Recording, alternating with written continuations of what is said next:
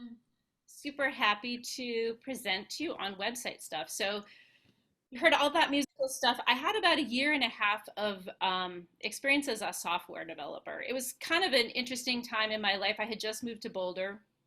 I had started to learn how to program. I went through the Galvanize program, if anyone has heard of it. It's a very intense 6-month program where they teach you how to be a web developer. And then I worked for about a year for a small startup here before I ultimately decided I don't want to do this 40 hours a week. I like teaching piano, miss teaching piano, and miss working with people. But it was great experience, and I learned a lot. I'm a very right-brained person. Like I was always much better at reading and writing and the artsy stuff. So it was a interesting foray for me. So I actually feel like I come from a place of understanding if technology is like really not your thing, I get it because like I'm not a techno geek. I enjoyed programming. So where this is carried into my present life is I still enjoy building websites. So I rebuilt my own website, and I built my husband's business website, and have built some others. So it's something that I know, something about, not as much as somebody who's working currently in this field, but I thought I could share some of my experience. So the first thing I actually want to do, I'm going to share kind of a slideshow with you, and we'll look at some websites, but I wanted just to take a little survey. Is there anybody in this group right now who doesn't have a website, doesn't have a piano website? Cool. Awesome. Anybody who has a website and you feel like I really need to like update this or rebuild it? Cool. Great. And lastly, anybody who uses a lot of social media, if you have a Facebook business page, a Google business account, anybody using that much? Not so much. Cool. So I'm going to speak to really the website piece of that, but I'm going to work in some of the other stuff. Google Business especially is a really useful tool, and you actually do not need to have a website to use the social media stuff, and it can often be seen as a substitute. So I'm going to go ahead and share my screen, and hopefully this works. Please go ahead and just speak up, like wait a second, there we go. So if you're not seeing something or if something isn't clear, it's good. I have a view of some people on the side, which is awesome. Just let me know. Okay, so websites for musicians and teachers, an area of interest for me. So I think the first question is, do you really need a website? And it looked like there are a few people who don't have them. And the honest answer is I don't think you need a website in this day and age. There's plenty of ways to get your name around. Some advantages to having a standalone website. These are just bullet points. I can read them for you. You can read them for yourself. It's advertising that's always there at work for you. It's representation in your community. So that could be this community of teachers, but maybe you specialize in something else, like maybe you're an avid performer of a certain type of music. Like there's a community for that. We have all these little niches in music. So it's representation there.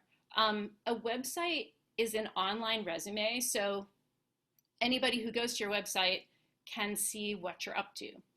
I think as a teacher, especially important, it represents who you are, your values, interests, specialties, and accomplishments. So again, in that teacher part, like if you're someone who specializes, say, in jazz and improvisation, I think that a website's a really great place to highlight that.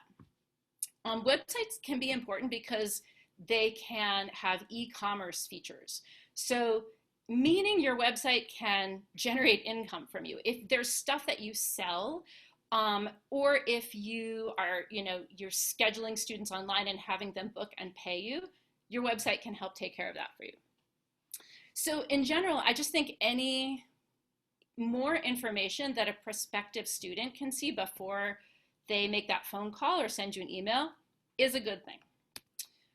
All right, so website building or rebuilding 101. I think one question that I get asked a lot is what type of site do I need? And so I kind of made the following definitions. They're really my own, but I think they're pretty in sync with what a developer might tell you. Let me just okay, cool. So I think for most of us who teach or perform, a portfolio site is probably what we need. This is a site that showcases you and your activities. So the content mostly stays the same, it's static. You might have something like a schedule for your concerts that gets updated. You might make blog entries every so often, and that's new. But mostly, you know, and I'll show you some examples of these, it's pages that stay pretty much the same. A business site usually does include all of that stuff that a portfolio does, but it can also include e-commerce capabilities. So as I mentioned before, clients or students may be able to schedule their lessons directly on your site. You could accept payment via credit card for either, you know, blocks of lessons or books or CDs or anything that you have to sell. And you can generate email campaigns for people who follow you, which is a good way to update people on what you're doing. And then last, it is its own type of site, often a blog site. It can be, you know, just a place where you go to make blog entries. But the cool thing about a lot of the web building tools now is that they can also include a section that's a blog. And that can be a lot of fun if you like to make entries. And I'll talk about blogs a bit later, because you can actually generate more traffic to your site by making regular blog entries. So let's look at some example sites. So here's where, oops, okay. Let's go. So hopefully everybody's seeing, this is my site that I just built. Just speak up if you're not seeing that. So I paid a developer in 2008 to do my first website, and I didn't update it for 8 years. So for 12 years. So this website that I've just rebuilt is the new version of my site. So I feel like I know a lot about just rebuilding stuff that's old and needs to be rebuilt. This is an example of my site, and I'm bringing it as an example of a portfolio site.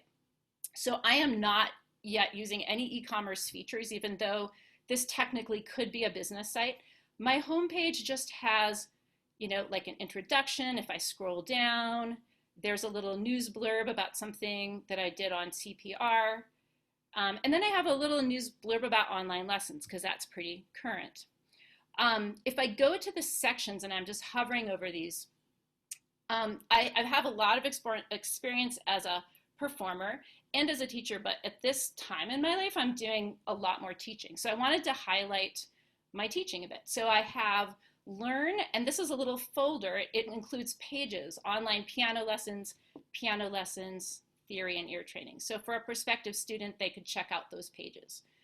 The Listen section includes videos and recording stuff I've done in the past and want to highlight. So if I go back here on the Learn section, I'm just going to click on theory and ear training, because this is something I enjoy teaching. So I made a page about it. I explain what theory is, what music theory is, why you could study it, why you could learn to play by ear, which is something I really enjoy teaching, and how these kind of lessons work. So each page that you write can give more in-depth information to your prospective student. If performing is your thing and you want to highlight stuff you've done, I'll just click on my video page. So these David Rakowski etudes that I've recorded, this is a little slow loading. This composer, Davey Rakowski, has just made a ton of YouTube videos of his etudes. So here are some more recent ones that I'm highlighting in my video site. Most good websites, especially small businesses or personal websites, have an about page, or an about folder. In this case, I have a biography, I have teaching reviews and performance reviews, I have a blog section, and I'm going to come back to that a little bit later. And then especially important, you'll see this on pretty much every website, is a contact page. So my contact page has ways to get in touch with me, my hours, etc. It has an embedded Google map, which is really helpful, especially for people who are living local. And a lot of contact pages will have contact forms. I'll show you one as an example in a bit. So your contact page could have a form someone can fill out, or it could just have your information. And then lastly, you'll see I don't use social media a lot, but I do have an Amy Briggs Piano Facebook page. So if I click on that little F, it opens up my Amy Briggs Piano Facebook page. So, and this is a view I believe that somebody would have if they were coming to this for the first time. This is not my business owner view. Okay, so I'm going to go back just for a moment. Actually, I'm going to stay on the sites for a second. So I have a few examples of portfolio sites. I want to show you Sherry Caldwell's site. And I'm going to actually show you a couple things about her site throughout the presentation. But I really liked this. I want to just show you, like, I think this is a great example of what we're talking about. So she's got the home page, which has some basic information. And then you really see in this top bar, this is like where you see what this person wants to tell you about themselves. She has an excellent online piano lessons page. This photo probably looks familiar to us if we were on that presentation in May, because it's her cool home studio setup. She has an about lessons page, which is nice. I would call this probably like a mission statement kind of page. It shows you what her values are as a teacher. Her Suzuki page, which is cool because she's obviously a Suzuki teacher, and you can read more about that. I like the FAQ, and I think I'm actually going to steal that idea because I don't have an FAQ now. Frequently asked questions, and these are great things to put on a page on your site because you probably get these questions every time you get a new student inquiry. Things about like, what age is it best to learn? Do you need a piano? I like that information is out there. It's really clear. Sherry's contact page has a form. So this is what I was talking about. So it looks like, so she's got her basic address down here, but if you're a new student, you could go to this send message, fill out your form, and she's going to get an email that has that message about it. She can get in touch with you. And then the About Me section, which has a biography, a blog, and testimonials. So she organized it a little bit differently. Actually, she organized it very similar to me. Her blog is in her About Me section, but there you go. I'm going to show you one more page before I get back to talking about sites. And this is a friend of mine in Chicago who I've played with. He's a flutist, Tim Monroe. He used to be the flute player for a group called Eighth Blackbird. They're really big in Chicago and in the contemporary music world. And I liked this example of this page. He's more of a performer and writer than a teacher, but it's a different look. It's a different kind of site. It's communicating what he does as a performer. And one cool thing about this page is if I just scroll down, I actually kind of get every section of his website. So I'm scrolling, I come to videos, I come to recordings, and I can also go to the top of the page, click on his bio, and I can read his bio. So I'm showing this mainly as an example of a different kind of design, a different kind of organization. As you'll also see, he's like big into social media. So he's got Twitter, Instagram, Facebook, and I don't know what BC is, but that's something. Okay, cool. So back to talking about what you're going to do with your site. So let's say you're at that point where you want to build a site fresh, or you want to rebuild a site that you already have. You want to know what your options are. Do I hire a web designer? Do I try to do it myself? So my advice is I would hire a designer if you balk at technology or you just really hate it. So some people they just don't want to mess with it. It's just not, the sound of building something and learning some technology doesn't sound pleasant. I would hire a designer if you really don't have the time to do it yourself. And I'm going to talk a little bit about how long this stuff takes in a bit. And I would hire a designer if I could afford to and or would prefer to pay somebody else to do it for me. So lots of people fall into that category. Web designer costs and timing, and this can really vary. In general, a freelance designer will cost you less than hiring a firm. So I think you would hire a web development firm probably if you were like a pretty legitimate small business, you were generating a good amount of income and you needed something like pretty big and that had a lot of e-commerce capabilities. For most of us, a designer, a single person would do a great job and be cheaper. I would look for a flat rate quote, meaning the developer says, I will charge you X amount to do this website start to finish. The flat rate quote works out a lot better for you as a consumer than it does for the developer. And that's partly because developers, when you're building a site, things go wrong all the time and you'll run into problems that you have to fix and things always take a little bit longer. So it actually is better for the customer to know what they're going to pay up front. A quote can range from really just like a few $100s, $500 probably is reasonable, to up to $3,000 for a simple portfolio site. A lot of them will fall in the $1,500 to $2,000 range for a simple site. And then the really robust e-commerce sites are going to be a lot more. I mean, some developers won't even build an e-commerce site for under $10,000. But I got a pretty reputable figure of $5,000 and up. Again, for most of us in this chat, we would need something a lot simpler. In 2008, I paid my developer $2,000 to build my site. I had that site for years and years, and so the costs actually haven't gone up a lot if you think about that was, so many years ago. Okay, so in addition to what you would pay a developer, you also will have a few yearly fees. So those include website hosting. Those include a domain name. A domain name would be, like mine is amybriggspiano.com. It's the .com or .org or whatever that address is. And you might need to pay for business email if you want a business email address. So like my business email address is amy@amybriggspiano.com. Right now it's free to me because of the website tool that I use, but you could pay for that as well. So those combined costs come to anywhere from about $100 to $250 a year.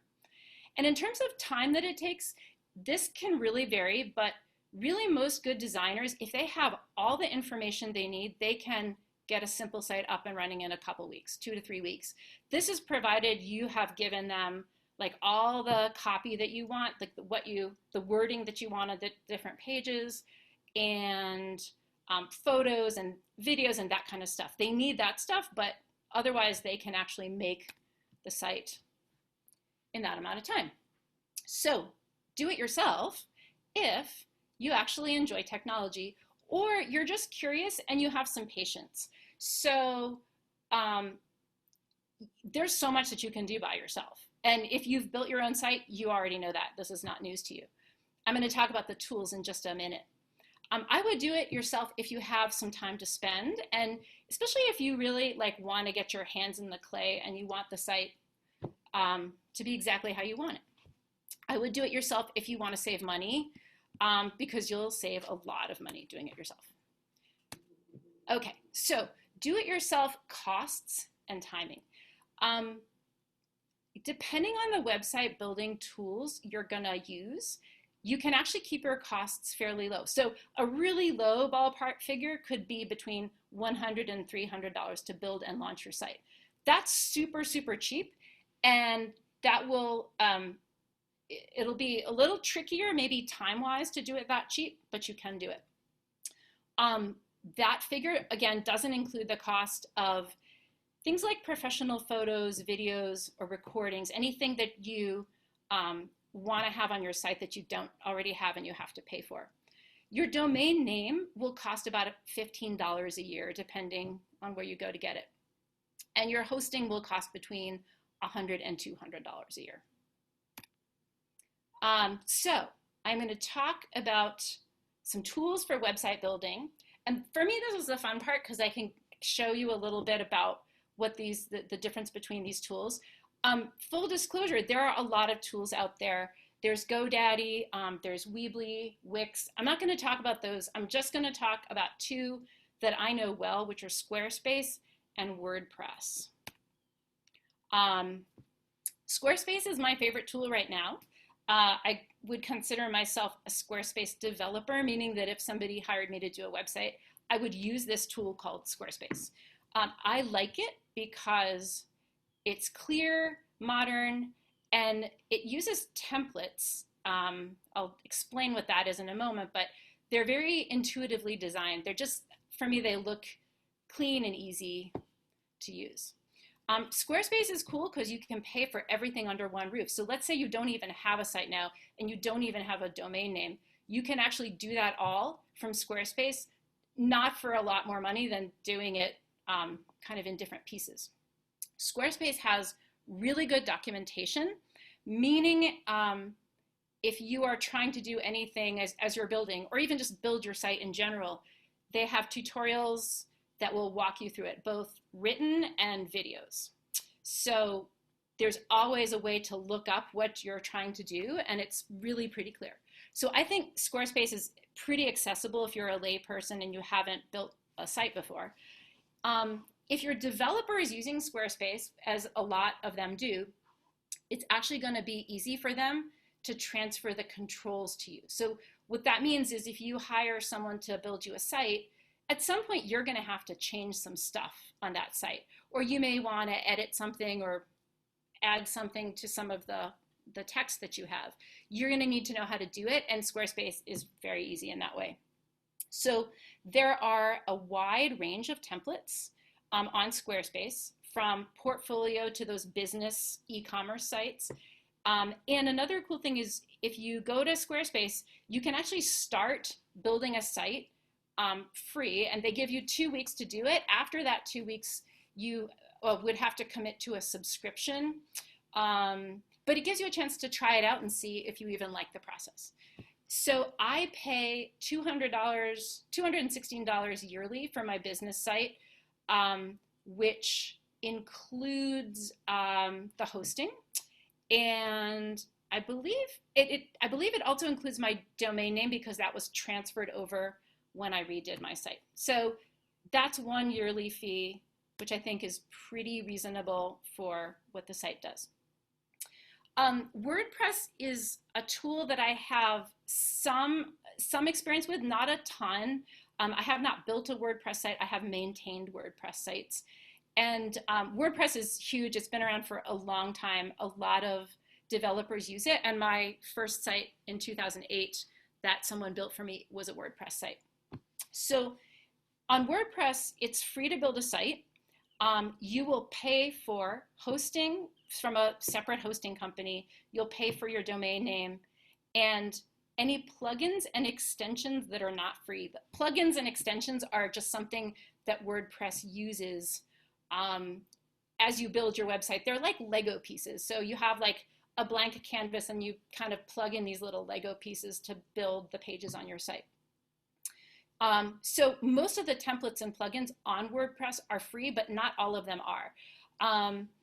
A good example of a plugin is something like that contact form that you saw on Sherry's page, or like a photo gallery, any little piece of a website page. In my opinion, WordPress is a little bit more complicated especially for a lay person. However, there are lots of individual elements to choose from. I think that it could take you longer to build a WordPress site because it's just, you're managing more parts. On the other hand, it can be cheaper If all of the stuff that you're choosing from is free, it can actually cost you as little as about $100 a year.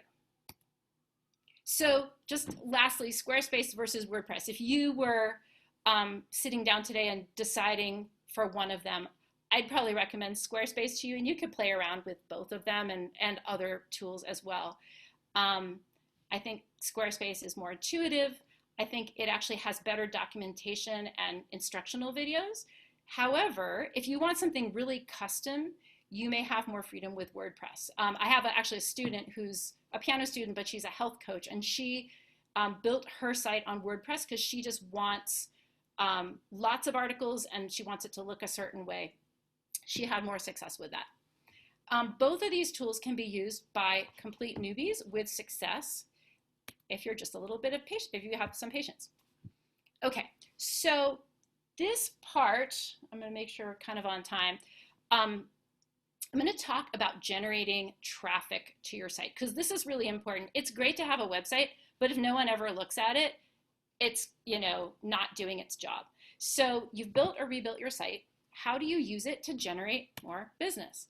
And I will say again, full disclosure, I'm not an expert in this. I did do a lot of this work when I was working at my startup, so I know some things. There are people who do this full time, so they'll go into your website and make sure it's completely optimized and getting you really high rankings in Google searches. But I'm going to go over just the basic overview of things. So you may hear people talk about something called SEO. What is it and why is it important? So SEO stands for Search Engine Optimization. And this is basically setting up the pages on your site so that they rank well in Google searches. This is really important if you want people to get to your site via a search. The more traffic on your site, the more business you'll have. Also, the more traffic on your site, the higher over time you're going to rank in those Google searches. Google uses an algorithm, which is apparently like completely secret, and it's updated every now and then. But this algorithm ranks sites according to the following general things. On-page factors. So this would be like the quality of the actual code in your website, the way your website is structured, the speed that it loads at, and the quality of your copy. And that last thing is really in your control. The quality of your copy means the quality of the writing that you do on your website about who you are, what you do, why people should study with you or listen to you or use you as a business. Google also ranks according to off-page factors. This is a really important thing. We're going to get into this in a bit. Links from other sites, social media attention, that really means links from social media, and other marketing activities outside your site. So Google, they're like basically Google bots. They just scan all of the backbone structure of your site, and they look at all of these things, and this ends up with how well you rank in a Google search. Okay, so let's just talk a little bit about what Google searches are and something called keywords, which is important. So a keyword is a search term that's used in a Google search. It's a little bit confusing because a keyword can be more than one word. A keyword is, you know, a term. So it's whatever you would type into that Google bar when you're searching something. Google's algorithm tracks the intent behind keywords. So it's getting more and more sophisticated. It used to be that it just tracked the words and then scanned for those on sites. But now it is actually able to track the intent behind it. I'm not really sure how it does that. It's part of the sophistication of this algorithm. If you understand which keywords are most popular for your business, you can use these in your page content to rank higher. So we're going to get into like really looking at what you've written to make sure that your wording is doing its work for you. So keyword research is what we do when we want to do that process. We want to really optimize our copy for the best results. So it's like, this is a little kind of example, and this will hopefully be relevant to most of us because I think most of us are pianists or piano teachers. So you would make a list of topics based on what you know about your business. And when I say your business, I mean like the overall business. In this case, let's just make this business piano lessons, piano teaching. So for instance, the topics this group of us might choose are piano lessons, online piano lessons, music theory lessons. I put that in because I like to teach theory. Jazz and improvisation lessons, because I know there are people here who teach a lot of that. I threw in piano accompanist as well. That's just another potential topic. You then take each of those topics and you fill these in with keywords. And again, remember, a keyword is a search term. So for instance, the topic of piano lessons, different things that people could search could be piano lessons near me, Boulder piano lessons, how to find a piano teacher in Boulder, how to find a piano teacher, taking piano lessons. I mean, literally this list could be like 100 things long because we know there's lots of different ways to search for what you're looking for. So figure out what keywords your website is already getting found for. This part can be a little bit tricky, and you're going to need a tool for this. So if you haven't already, I highly recommend installing Google Analytics.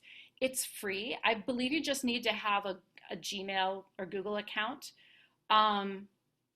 Squarespace sites, if your site has been built on Squarespace, they come integrated with Google Analytics. What Google Analytics does is it looks at all of this stuff. It looks at the words that your copy uses. It looks at what you're getting searched for, how many people are finding you, etc. It helps you understand the user intent in order to choose the most potent keywords. So one way we can experiment with this is we can do a Google search and see what comes up. So let's actually do that. I'm going to go into my browser, pull up Google. Okay, so I'm going to just go with piano lessons near me. So this is what somebody would probably search if they are living somewhere in Boulder and they want to find a piano teacher who is convenient to them. So the first thing, as you know, because you've done this stuff, I'm sure, a lot, the first thing that comes up is ads. You'll probably get a map next. And then this map will be followed by these local businesses. So if you see yours on here, you're doing an awesome job because you're like ranking very high up. We could click and we could get more places, and that would just bring a longer list of teachers and music schools. And then we're getting the actual search results. So lessons.com, Harmony Music House is coming up. Most of these seem to be music schools right now. If you went into further pages down, you'd probably find some independent music teachers as well. So we've got some more ads. Now, at the bottom of the page, it says searches related to piano lessons near me. This is really important to pay attention to because these are the different kinds of things that people would search to bring up these same results. Private piano lessons near me for kids, etc. So you can start to see just the difference in wording for these search terms, and you can start to see how different search terms could bring up different things. I'm going to hop back on my slides a sec. Okay. So our goal here is to rank well on Google. Well, I'm not sure if it's your goal. I mean, it probably is my goal at this point. I haven't put a ton of time into it, but I'm paying more and more attention because it really does help if you're getting noticed through searches. So to rank well on Google, your keywords that you use in your content should be relevant. So does my content meet the searcher's needs? It should be authoritative, which means that if Google thinks that your site is authoritative in the field, like you're an expert in your field, it'll place your site higher in the search results. And your keywords also should have a high search volume, meaning lots of people are searching those terms. So, you know, I could put in a really obscure keyword in a Google search and it could bring up like my site. But if nobody else is searching that keyword, it doesn't make a lot of sense. So you want to be appealing to the most people as possible. Ways that you can help to rank well are to use a mixture of different kinds of keywords called head terms and long tail terms. So a head term is like a single word or short phrase, piano lessons. It's really general, and if you just type piano lessons into Google, it's going to bring up a really wide range of things. That's okay, we need head terms, but we also need long tail terms, which are more specific phrases, usually of 3 or more words.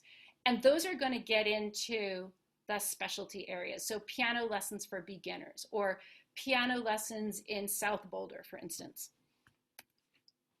Okay, I will, let me go get through, I've got another couple things to talk about, and I want to leave just a minute or few minutes for questions. I'm going to talk about blogging and how it can increase your traffic, meaning the traffic to your site. So one of the things that Google really likes, the Google bots like, are backlinks. Backlinks are links from an external site to your site. So my site is Amy Briggs Piano. Let's say there is an external site, it could be YouTube or it could be Facebook, that links to my site. That's really good for me for Amy Briggs Piano. That's a backlink. Backlinks tell Google that your content is noteworthy. The good backlinks improve the way your site ranks in searches. One way that you can start to control this yourself, because you may not have so much control over who links to your site, you can write blog posts and link them to your specialty page. What I mean in terms of specialty page is like Sherry's online piano lessons page. That's a specialty page. She could write a blog post about some facet of online teaching and feed those into her specialty page. I'm going to show you how we do that. Then you advertise your blog posts on your social media page. So I write a new blog post, then I go to my Facebook page and I say, hey, I wrote a new blog post. That's an automatic backlink. Any social media stuff that links to your site is a backlink. In your blog posts, you can link to other sources, and you can also embed videos, and that will give you more backlinks. Those are going to be links to other places, but Google will still see those as links. One way to get a really great way to get a true backlink from someone in your field is to write guest blog posts for other people's sites. You would include a link to your own page or site in that blog article, so you've got an automatic backlink. So I'm going to just show you 2 examples of that. So I'm going to go back to my site, and I'm going to go to online piano lessons. So this is a page I put up because I'm teaching completely online right now, and I wanted people to have some information about this. I've also written a few blog articles recently about facets of online piano lessons. So if I literally went to my blog, these would come up first. You would see these. New Zoom improvements for musicians, online lessons, why they work, etc. So I'm going to go back to my online piano page for a minute. I've got some wording about online piano lessons, and then I fed in my blog articles that have to do with online piano lessons. And I'm going to click on building a virtual music studio. So I included 2 backlinks in this blog article. So this is a very simple article. It's really just one long paragraph, and it talks about starting to teach online and what I needed immediately and got and what my plans are. So I linked to BAMTA here. So if I click on BAMTA, it's going to open up a separate window and load the BAMTA site. So that's one link. I also linked to Sherry's online teaching page, and I did this because her information is just so much more in depth. I really love it. So if you click this link, which mentions her page, you get a link to Coldwell Piano Studio. So now Sherry has a backlink from me, and it's cool. We could actually all do this for each other. If we have blogs, it'd be really cool to ask someone to write a guest blog post for you, and you could return the favor. So this is a nice way to increase the information on your site, and also kind of help somebody out with this, the Google ranking and showing up on searches. Okay. Okay, last but not least, and I will leave some time for questions. Amy asked me about logos. What do you do if you need a logo? I actually do not have a logo. I thought about making one. I have not done it yet. What are your options if you want one? So again, this really comes down to, do I hire someone to do it, or do I do it myself? You could hire a graphic designer to make your logo. The figure that I kept getting in my research was like $300 to $1,000 for a small business logo, which can be a lot of money. Graphic designers are great. I mean, they have all these tools and skills, and they can often make logos pretty quickly. When I worked at the startup that I was working at as a designer, my kind of colleague designer had a background in graphic design, and she had worked for Disney, and she was just so proficient with these tools. She could make logos, and she could make just like all of the cool visual stuff so well, because she had like all this great software to do it. So if you want something pretty complicated, or something that you know you're not going to be able to make online, I would hire someone to do it and just shop around. You can, however, make some logos yourself if you're willing to mess around with some software. So if you make your logo yourself, it's free. You may have to spend some time. There are do-it-yourself tools like something called Sketch, which is really cool, and it costs $99 for a yearly subscription, but you know, compared to paying someone for a logo, it can be worth it. And I'm just going to show you an example. This is a logo that I made for my husband's site. He is a professional addiction recovery coach, and his business is called Living Color Healing. And I made this logo with Sketch. It wasn't easy. It wasn't super hard either. It took a while. It's, you know, probably compared to a professional graphically designed sketch, it leaves something to be desired. But I just took the tools that I found online. I found like this rainbow circular thing, and I found a tree of life, fit the tree of life inside, and then managed to get the logo to wrap around like this. So it's totally possible. I don't have a background in graphic design, and I was able to make that, and it cost $99 to be able to use Sketch. So certainly if there's more stuff you wanted to make, this could be really worth it. Okay, so I am going to stop my share for the moment. That was a lot. Hopefully everybody heard that all.